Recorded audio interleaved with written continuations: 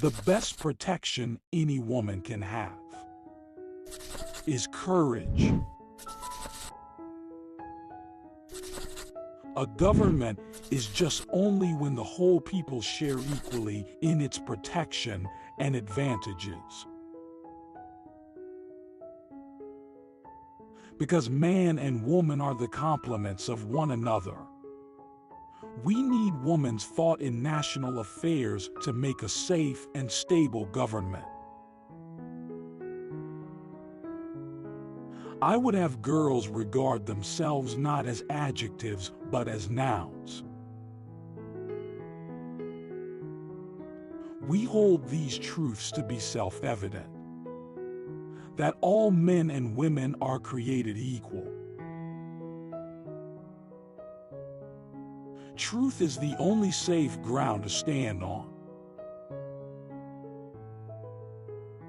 Self-development is a higher duty than self-sacrifice. Progress is the victory of a new thought over old superstitions. So long as women are slaves, men will be knaves. The woman is uniformly sacrificed to the wife and mother. A woman will always be dependent until she holds a purse of her own. Human beings lose their logic in their vindictiveness. The happiest people I have known have been those who gave themselves no concern about their own souls, but did their uttermost to mitigate the miseries of others. Nothing adds such dignity to character as the recognition of one's self-sovereignty. To develop our real selves, we need time alone for thought and meditation. To be always giving out and never pumping in, the well runs dry. Nature never repeats herself, and the possibilities of one human soul will never be found in another. All honor to the noble women that have devoted earnest lives to the intellectual needs of mankind. To refuse political equality is to rob the ostracized of all self-respect. Our pathway is straight to the ballot box, with no variableness nor shadow of turning. Nothing strengthens the judgment and quickens the conscience like individual responsibility. The more complete the despotism, the more smoothly all things move on the surface. Woman has been the great unpaid labor of the world. God, in His wisdom, has so linked the whole human family together that any violence done at one end of the chain is felt throughout its length. The prolonged slavery of woman is the darkest page in human history. Men as a general rule have very little reverence for trees. I decline to accept Hebrew mythology as a guide to 20th century science. Whatever the theories may be of woman's dependence on man, in the supreme moments of her life he cannot bear her burdens. The Bible and the Church have been the greatest stumbling blocks in the way of women's emancipation. Woman's degradation is in man's idea of his sexual rights. Our religion, laws, customs are all founded on the belief that woman was made for man. The history of mankind is a history of repeated injuries and usurpations on the part of man toward woman. It is the inalienable right of all to be happy.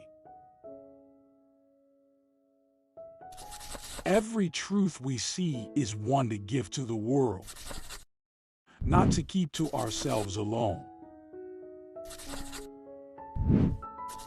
Words cannot describe the indignation a proud woman feels for her sex in disfranchisement. Womanhood is the great fact in her life. Wifehood and motherhood are but incidental relations.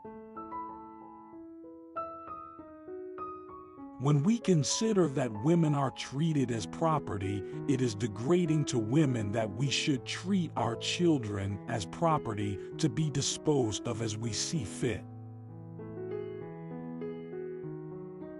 With age comes the inner, the higher life. Who would be forever young, to dwell always in externals. I am always busy, which is perhaps the chief reason why I am always well. I have such an intense pride of sex that the triumphs of women in art, literature, oratory, science, or song rouse my enthusiasm as nothing else can. Surely the immutable laws of the universe can teach more impressive and exalted lessons than the holy books of all the religions on earth. All the men of the Old Testament were polygamists, and Christ and Paul, the central figures of the New Testament, were celibates and condemned marriage by both precept and example. You may go over the world and you will find that every form of religion which has breathed upon this earth has degraded woman. Oh, the shortcomings and inconsistency of the average human being, especially when this human being is a man trying to manage women's affairs. Embrace truth as it is revealed today by human reason.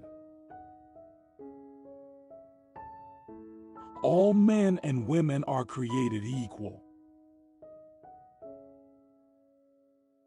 The first step in the elevation of women under all systems of religion is to convince them that the great spirit of the universe is in no way responsible for any of these absurdities.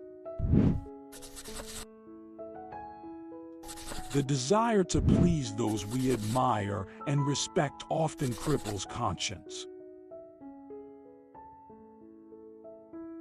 Woman's discontent increases in exact proportion to her development.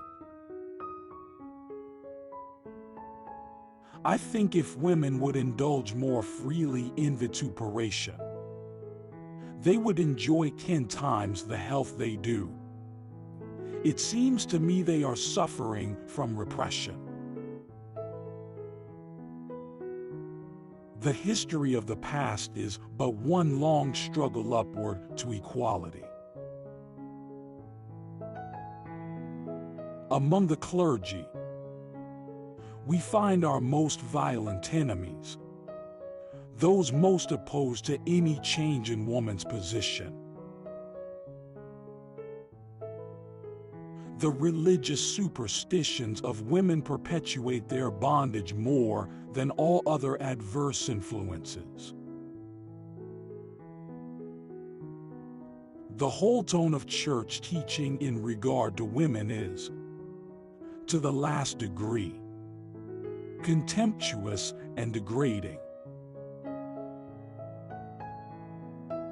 The great lesson that nature seems to teach us at all ages is self-dependence, self-protection, self-support. In the hours of our keenest sufferings, all are thrown wholly on themselves for consolation. I know of no other book that so fully teaches the subjection and degradation of women. To throw obstacles in the way of a complete education is like putting out the odds. The queens in history compare favorably with the kings. Reformers who are always compromising have not yet grasped the idea that truth is the only safe ground to stand upon. No privileged order ever did see the wrongs of its own victims. When men and women think, the first step to progress is taken.